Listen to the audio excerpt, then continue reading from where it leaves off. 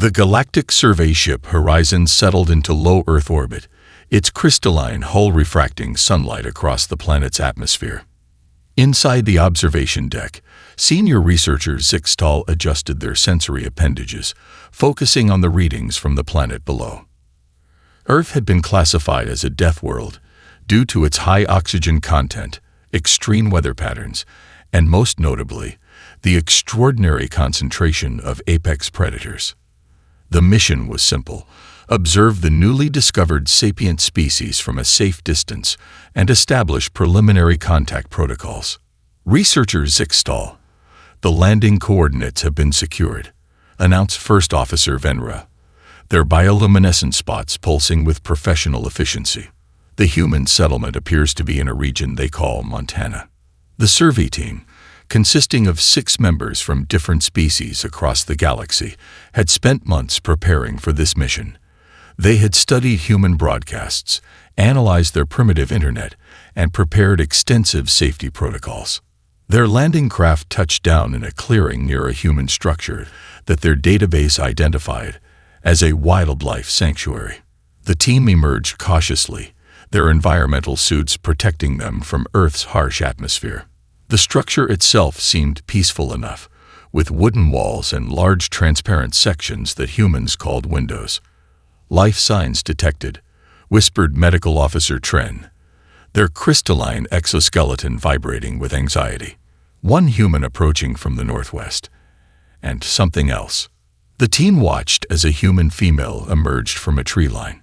She wore simple clothing in earth tones, and her posture indicated no signs of hostility. But what emerged beside her caused all 6 members of the survey team to activate their emergency shields. A massive gray wolf, standing nearly a meter tall at the shoulder, trotted casually beside the human. Its muscular frame and prominent teeth marked it as one of Earth's most efficient pack hunters. According to their briefings, these creatures had been responsible for countless deaths in human history. "Initiate emergency extraction." Zixtal began to signal, but froze mid-gesture. The human had produced a small object. Their database identified it as a ball and was holding it up.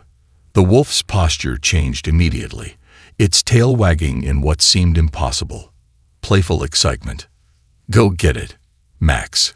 The human's voice carried across the clearing as she threw the ball. The survey team watched in stunned silence as the apex predator bounded after the toy, caught it midair, and brought it back to the human. The wolf's entire demeanor was that of an eager companion, not a ruthless hunter. "Hello there," the human called out, finally noticing the alien observers. "I'm Dr. Sarah Chen, and this is Max. Welcome to Earth." She smiled, scratching behind the wolf's ears as if it were the most natural thing in the universe. Zixtal's scientific training warred with their survival instincts. "Human Chen, please remain still. We will attempt to neutralize the threat." A laugh interrupted their warning. "Max, oh, he's not a threat. He's one of our rehabilitation success stories. Would you like to meet him?" The next few minutes redefined everything the survey team thought they knew about predator-prey relationships. They watched as the human demonstrated various commands, showing how the wolf responded to verbal and hand signals. She explained concepts like positive reinforcement, trust building, and behavioral enrichment. But how do you prevent it from consuming you? First Officer Venera finally asked, their spots now pulsing with curiosity rather than fear. Dr. Chen spent the next hour explaining Earth's long history of working with predator species. She showed them records of other rehabilitated animals: bears, lions, even marine predators called orcas. Each example seemed more impossible than the last. As the sun began to set, Zixtal made their first entry into the mission log. Earth classification update. Urgent. The humans have not merely survived among apex predators. They have formed complex social bonds with them, demonstrating an unprecedented ability to communicate across species barriers. This discovery suggests a complete reevaluation of their capabilities is required. The wolf named Max lay peacefully nearby, his head resting on his paws, watching the aliens with intelligent eyes. Above them, The Horizon continued its orbit, unaware that its crew had just documented one of the most remarkable discoveries in galactic history. The Great Hall of the Galactic Science Academy buzzed with activity as thousands of holographic displays flickered simultaneously. Each screen showed different footage from Earth, humans interacting with creatures that would make even the most seasoned xenobiologists tremble. Professor Luxtrin, the Academy's chief of xenostudies, watched as a particular video loop played for the 100th time. A human marine biologist, suspended in deep waters, reached out to touch the snout of a passing great white shark. The massive predator, instead of attacking, simply glided past with what appeared to be gentle curiosity. "This cannot be real," muttered Council Representative Ixtal, their crystalline form reflecting the blue light of the displays. "Perhaps they have developed some form of neural control technology." "All scans indicate no artificial interference," responded Professor Luxtrin, bringing up another display. "Look at this footage from their animal rehabilitation centers." The new hologram showed a young human carefully bottle-feeding a tiger cub. In the background, adult tigers lounged peacefully while other humans went about their daily tasks. The casual nature of these interactions seemed to defy every known law of predator-prey dynamics. "We have more," announced Research Director Venn, activating a central projection. This was recorded at something they call a raptor sanctuary. The assembled scientists watched as humans worked with birds of prey, treating injuries, conducting training exercises, and even allowing these razor-taloned hunters to perch on their leather-covered arms. Each new piece of evidence painted a picture that challenged fundamental assumptions about natural order. "The implications are staggering," Professor Luxtrin continued, pulling up data streams from multiple Earth sources. "They don't just work with individual species.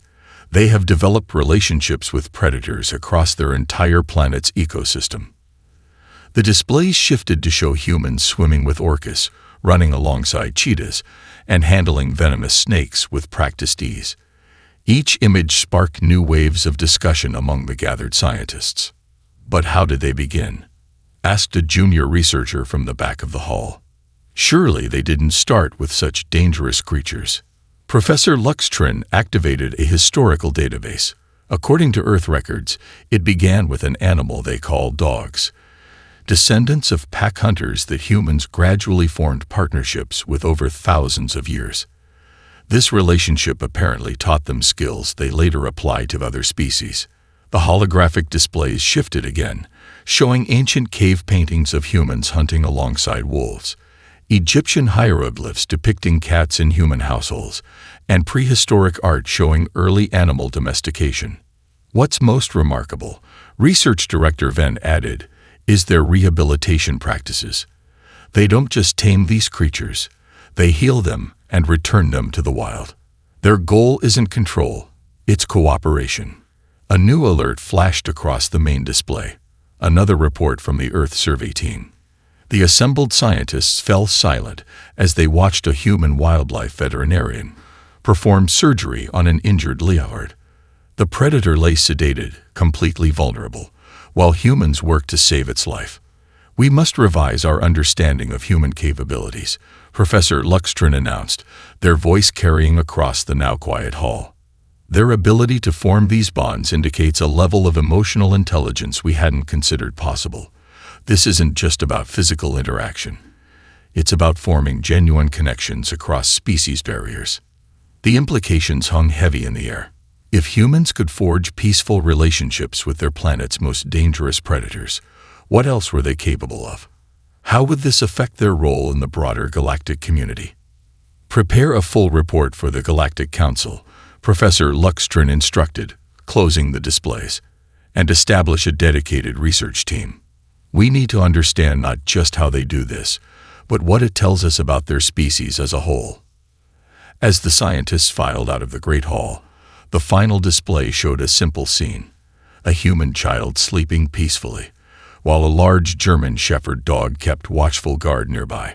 This image, perhaps more than any other, captured the extraordinary nature of humanity's relationship with Earth's predators. In the quiet of the empty hall, Professor Luxtrin made a personal note.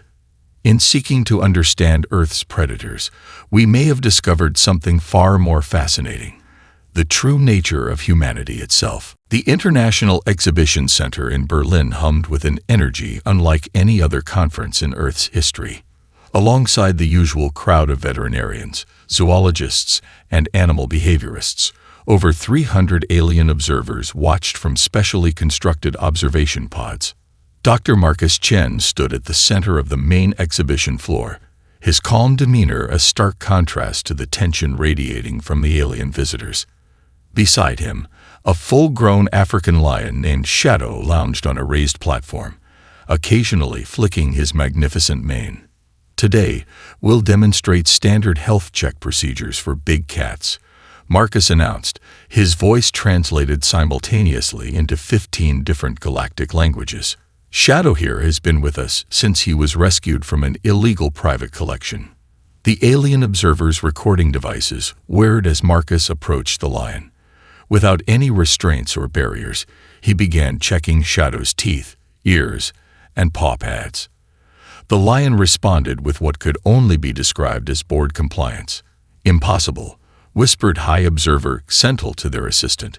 The calculated bite force of that creature could shatter reinforced hull plating.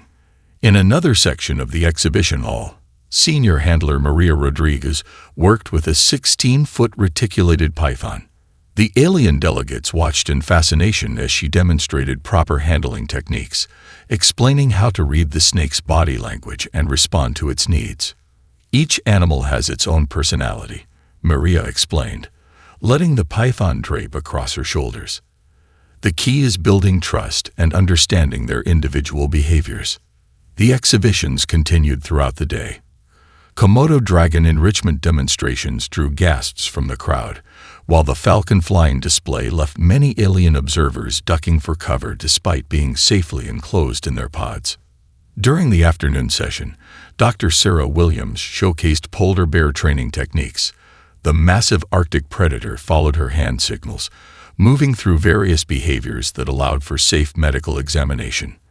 The sight of a human standing mere meters from one of Earth's largest land predators caused several alien diplomats to activate their emergency beacons. "Please remain calm," the security AI announced for the 7th time that day. All demonstrations are conducted under strict safety protocols by experienced professionals. The real excitement came during the marine mammal presentation. The alien observers were transported to the adjacent aquatic facility, where they watched humans swim alongside orcas and dolphins. The coordinated movements between species, the obvious communication and trust, challenged everything the galactic community thought they knew about predator-prey relationships. "What we're witnessing defies conventional xenobiological theory," noted science director Venra, their bioluminescent patterns pulsing rapidly. "These humans aren't controlling these creatures through force or technology. They've achieved genuine cooperation." The day's final demonstration brought everything together. The exhibition team presented historical documentation spanning thousands of years, showing humanity's gradual development of animal husbandry, training, and rehabilitation techniques. "Our relationship with Earth's predators wasn't built overnight," Dr. Chen explained, while Shadow dozed peacefully beside him.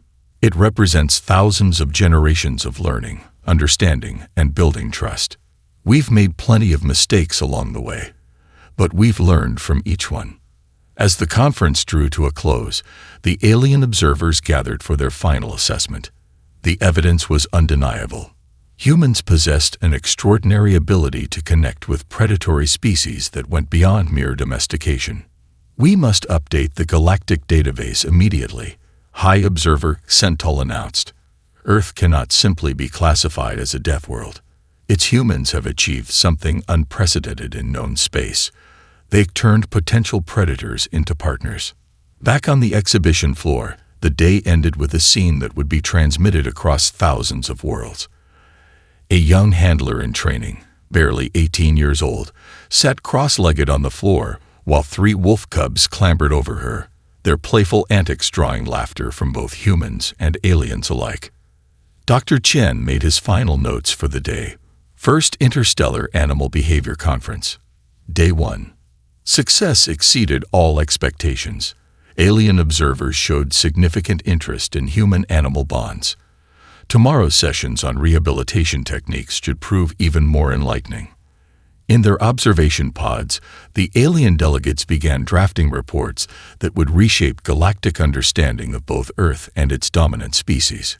Humanity's relationship with predators wasn't just unusual, it was revolutionary. The Galactic Archives Data Center, a vast crystalline structure floating in deep space, processed an unprecedented flood of information from Earth.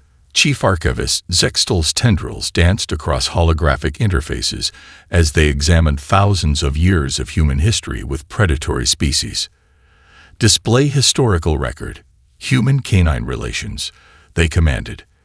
The central chamber filled with three-dimensional images spanning millennia. Ice Age hunters sharing kills with wolves, Egyptian nobles lounging with hunting dogs, medieval falconers with their birds, and modern search and rescue teams scaling treacherous mountains. Most fascinating, murmured senior historian Venix, their chromatic scales shifting in thought patterns. The humans began this process before they had even developed written language. The display shifted to show ancient cave paintings. Crude but clear images depicted humans and wolves hunting together, sharing warmth around fires, and protecting each other from larger predators. Each image challenged fundamental assumptions about primitive species development. Access.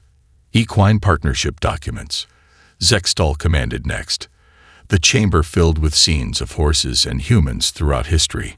Mongolian riders sweeping across steppes, knights charging into battle, modern therapy programs helping injured humans heal through horse interactions. They didn't just tame these creatures, Venix observed, they formed genuine emotional bonds. The displays showed children learning to ride, horses responding to subtle body language, and complex dressage performances, demonstrating unprecedented levels of interspecies communication. A priority alert flashed across their screens, new data arriving from Earth's biological research centers. The archivists watched in amazement as humans handled creatures that even advanced civilizations considered too dangerous to approach. The footage showed a venomous snake handling session at a reptile research facility. The human expert calmly explained proper technique while working with a king cobra, one of Earth's deadliest serpents. Instead of showing aggression, the snake remained calm under the handler's experienced touch. Add behavioral notation, Zextal dictated. Humans display unprecedented ability to read and respond to predator body language across multiple species. Capability appears to be both learned and intuitive. The next sequence caused even more surprise. Historical documentation of humans rehabilitating injured crocodiles. The massive reptiles, virtually unchanged since Earth's prehistoric era, were shown receiving medical care, responding to basic training, and even allowing humans to enter their enclosures for maintenance. Cross-reference. Marine mammal interactions, Venix requested. The chamber filled with underwater scenes, humans swimming with orcas, teaching dolphins complex behaviors, and rescuing injured whales. The level of trust between species seemed to defy evolutionary logic. These creatures could easily kill them, Zextal noted, their tendrils weaving patterns of confusion. Yet they choose cooperation instead. A new file caught their attention. Footage from something called the Big Cat Sanctuary. They watched as humans bottle-fed tiger cubs, socialized young lions, and provided enrichment activities for adult panthers. The casual confidence of the handlers stood in stark contrast to the lethal capability of their charges. Update species classification, Zextal commanded. Humans demonstrate unique capacity for cross-species empathy. This appears to be a foundational trait rather than a technological development.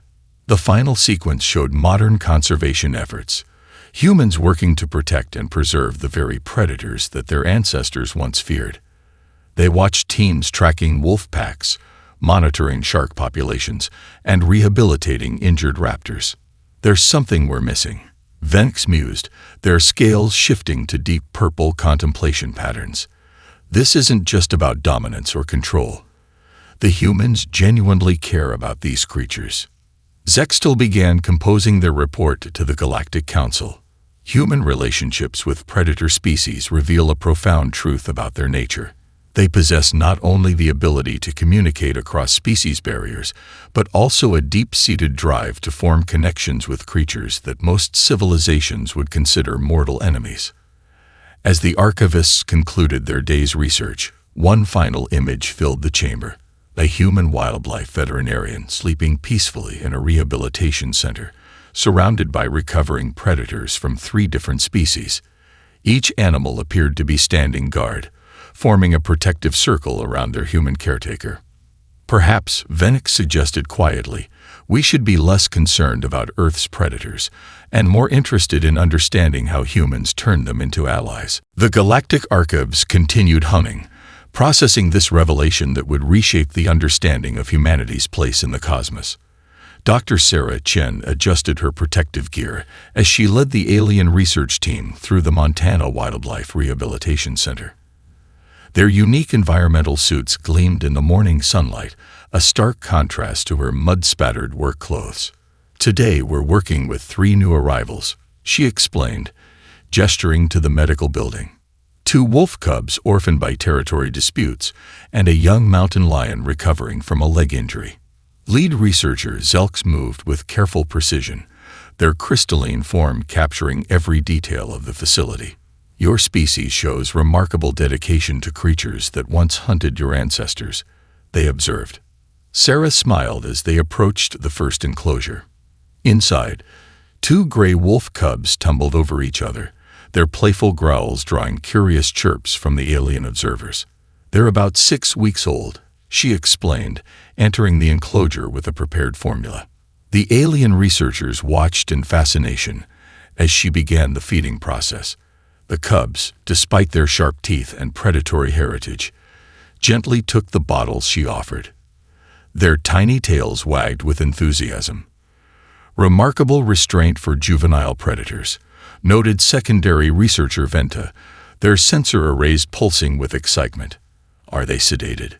Not at all, Sarah replied, checking each cub's weight and vitals while maintaining the feeding schedule. They're just responding to consistent care and positive reinforcement. Watch this. She demonstrated some basic training exercises, teaching the cubs to respond to simple commands that would make future medical care easier. The aliens recorded every detail, particularly noting how the cubs' body language shifted between play and focused attention. Moving to the mountain lion enclosure, they found Dr. Marcus Rodriguez already at work. The young cat lay calmly on an examination table, allowing him to check its healing leg injury. Their capacity for trust development exceeds all known parameters, Zelx commented, observing how the predator remained relaxed despite being in a vulnerable position. How do you achieve such cooperation? Marcus gestured to the rehabilitation center's extensive records. It's all about patience and understanding. We start small, building trust through positive experiences. Every animal is different, but they all respond to consistency and respect. The day continued with more demonstrations, enrichment activities for recovering bears, physical therapy for injured raptors, and behavior assessments for rehabilitation candidates. Each session revealed new aspects of human-predator interactions that challenged alien understanding. During the afternoon, an emergency call came in. An injured golden eagle had been found in a nearby national park. The alien team accompanied Sarah and Marcus on the rescue mission, watching in amazement as they carefully approached and contained the powerful bird. Your species shows no fear, Venta observed as Sarah skillfully wrapped the eagle's injured wing. Oh, we feel fear, Sarah corrected, securing the bird for transport. We just don't let it stop us from helping when we're needed. Back at the center, the alien researchers witnessed the full rehabilitation process in action. They observed the initial medical assessment, watched the careful handling techniques, and saw how the staff worked together to ensure both human and animal safety. What happens to them after recovery? Zelx asked, watching the eagle receive treatment in the medical bay. Sarah pulled up tracking data on a nearby screen. Whenever possible, we release them back into their natural habitats. Look at these success stories. The display showed dozens of rehabilitated predators thriving in the wild, wolves rejoining their packs, bears emerging from dens with cubs, and raptors soaring free. Each case demonstrated the ultimate goal of their work, not to tame, but to preserve. As the day drew to a close, the alien team made their final observations. They watched Sarah check on the wolf cubs one last time, noting how naturally she moved among creatures that their own species would never dare approach. Perhaps, Zelks concluded in their report, the most remarkable aspect isn't that humans can work with predators, but that they choose to heal and free them rather than simply control them. Sarah smiled as she read the light patterns rippling across their crystalline form. After weeks of working together, she was starting to understand their emotional displays. That's exactly it, she agreed. We're not their masters. We're their partners in survival. Young scientist Chronicles shifted uncomfortably in their environmental suit as Dr. James Martinez approached with his search and rescue dog team. The three German shepherds watched the alien visitor with alert curiosity, their professional training evident in their calm demeanor. "These are our best teams," James explained, patting the lead dog's head. "Atlas, Sierra, and Echo have over 50 successful rescues between them. They'll be essential for this mission." The crashed survey vessel lay somewhere in the Rocky Mountains, its alien crew's life signs weak but detectable. Standard scanning equipment struggled with the mineral-rich terrain, making traditional search methods unreliable. "I still don't understand," Chronicles admitted, their crystalline form flickering with anxiety. "How can predator animals assist in locating crash survivors?" James knelt beside Atlas, checking the dog's search gear. "Their sense of smell is incredible. They can detect scents we'd never notice. More importantly, they understand the concept of searching for lost people. It's not just training, it's genuine desire to help." The rescue operation began at dawn. Heavy snow blanketed the mountainside as the team spread out across the search grid. Chronicles watched in fascination as the dogs worked, their noses constantly testing the wind, their movements precise and purposeful. "Atlas has something," James called out 2 hours into the search. The German shepherd had suddenly changed direction, his body language shifting from search pattern to focused intent. "This is what we call an alert behavior." Chronicles followed closely, recording every detail as the dog led them through the difficult terrain. Their species had never imagined using other life forms in such a cooperative manner. "Watch your step here," James warned, helping the alien researcher across a treacherous slope. Atlas waited patiently, occasionally looking back to ensure everyone was following safely. The dog's bark echoed across the mountainside, the signal for a found survivor. As they crested a ridge, they spotted the crashed vessel half buried in snow. 2 weak life signs registered on Chronicles' scanners. "Stay behind me," James instructed, approaching the wreck with Atlas. The dog moved carefully around the crash site, indicating where the survivors might be trapped. Sierra and Echo arrived with the rest of the rescue team, immediately joining the search pattern. "Remarkable," Chronicles whispered, watching the dogs work in perfect coordination with their human handlers. "They understand the urgency of the situation." The rescue operation lasted hours. The dogs helped locate access points in the wreckage, their keen senses guiding the team to the trapped survivors. They remained focused despite the cold, their training and natural instincts combining to serve a higher purpose. As the medical team stabilized the survivors, Chronicles noticed something unexpected. Atlas had positioned himself near the rescued aliens, his posture protective rather than predatory. The dogs seemed to understand these strange beings needed help, not harm. "How do they know to protect rather than hunt?" Chronicles asked, watching the scene unfold. James smiled, rewarding Atlas with a gentle pat. "It's in their nature now, after thousands of years of partnership with humans. They've evolved to be guardians rather than hunters." The journey back to base provided more insights. The dogs helped navigate the safest path, their instincts for terrain proving as valuable as their search capabilities. When Krellick stumbled on the icy ground, Sierra immediately came to their aid, providing support until they regained balance. "I think I understand now," Krellick said as they reached the rescue base. "It's not about controlling them. It's about trust and mutual purpose." James nodded, watching his team settle in for well-deserved rest. Atlas lay nearby, still alert despite his exhaustion. "These dogs give everything they have to help others. Our job is to honor that dedication and work together as true partners." That evening, Krellick made their final report entry. Human canine search teams demonstrate the highest form of interspecies cooperation. Their success lies not in dominance, but in mutual trust and shared commitment to saving lives. Perhaps this model holds lessons for all species in the galaxy. As if understanding the gravity of the moment, Atlas padded over and gently placed his head on Krellick's lap, offering the simple comfort that transcended species barriers. The Galactic Research Institute's main laboratory hummed with activity as Dr. Elena Rodriguez adjusted the neural scanning equipment. Around her, a team of the galaxy's finest xenoneurologists watched in fascination as she prepared to demonstrate human-animal bonding in real time. "Today's subject is a rescued peregrine falcon," Elena explained, while her colleague Thomas Chen entered with the hooded bird perched calmly on his gloved hand. "We'll monitor both human and avian neural patterns during a standard training session." Lead researcher Vextrol's crystalline form sparkled with anticipation.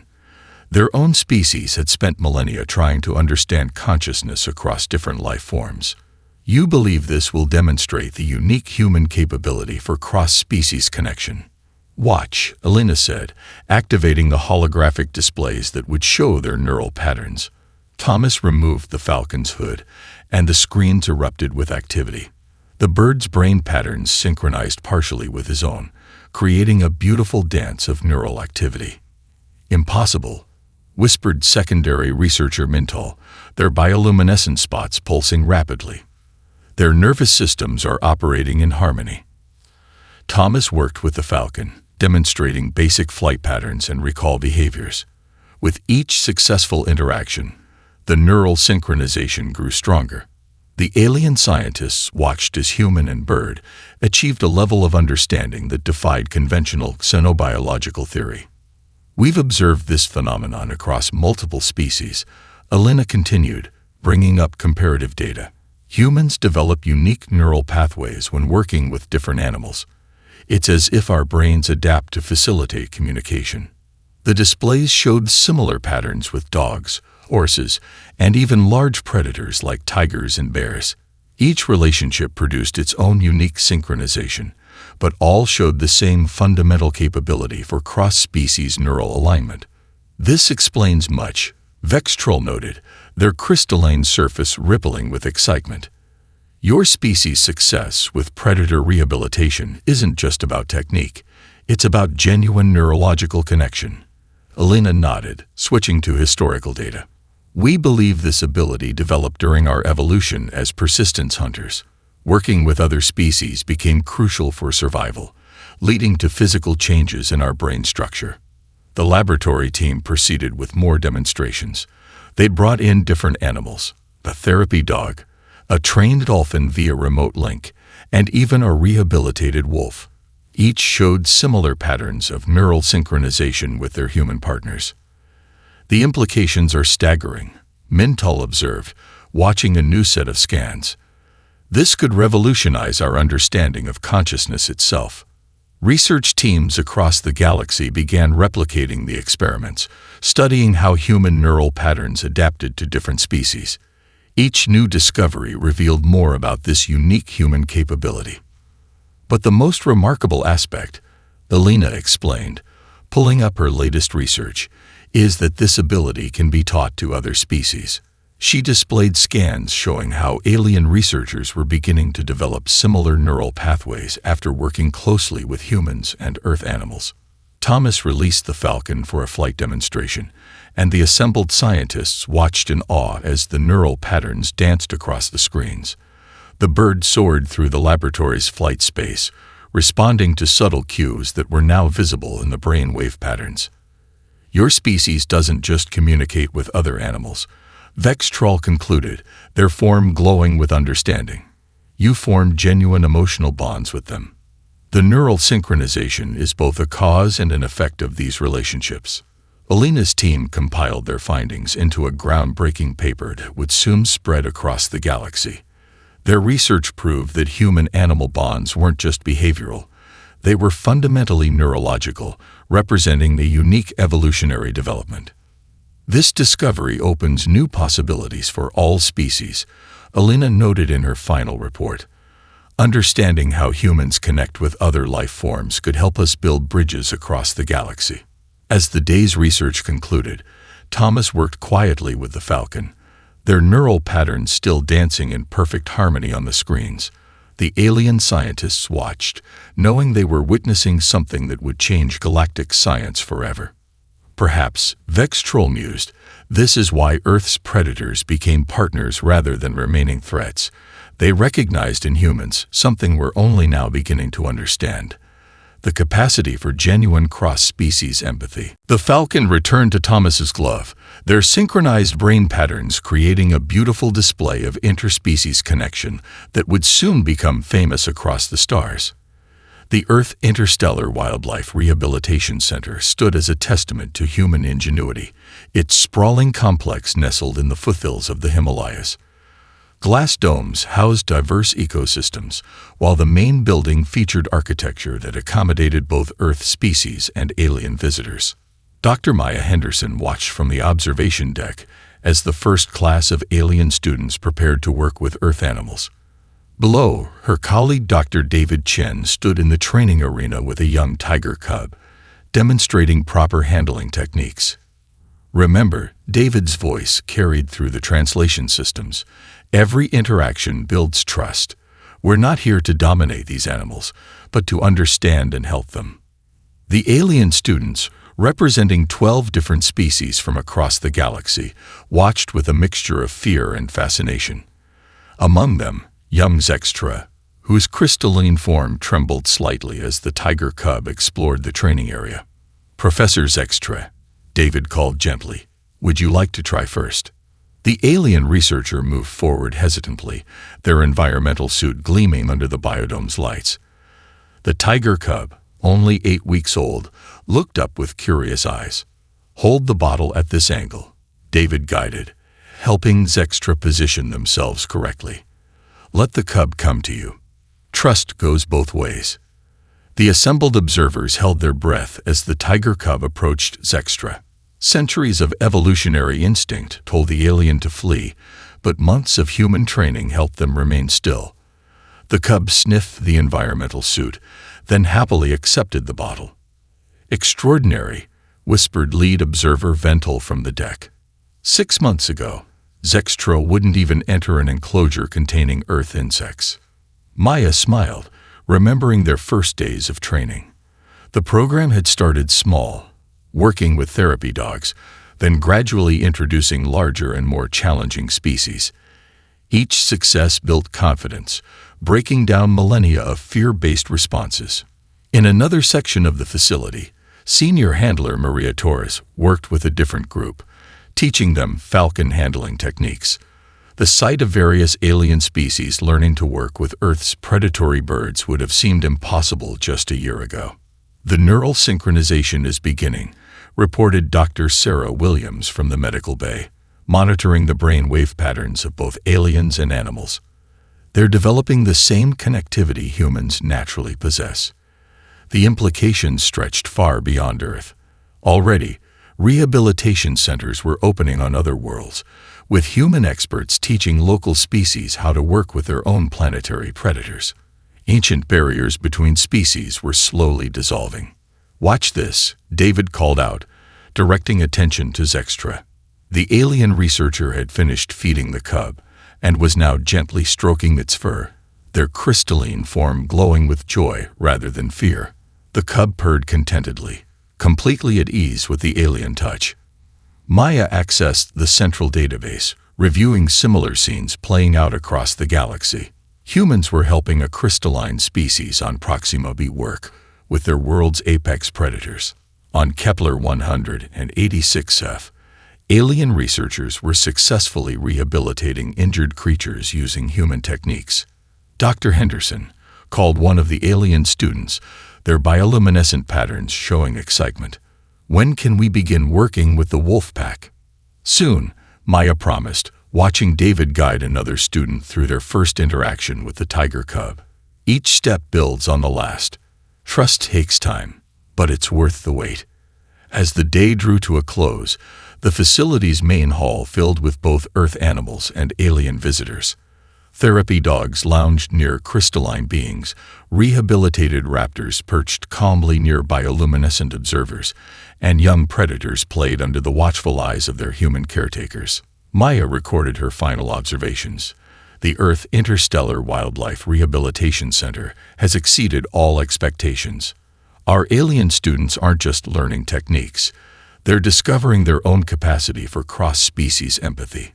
Humanity's gift for animal connection is proving to be teachable, opening new possibilities for peaceful coexistence across the galaxy.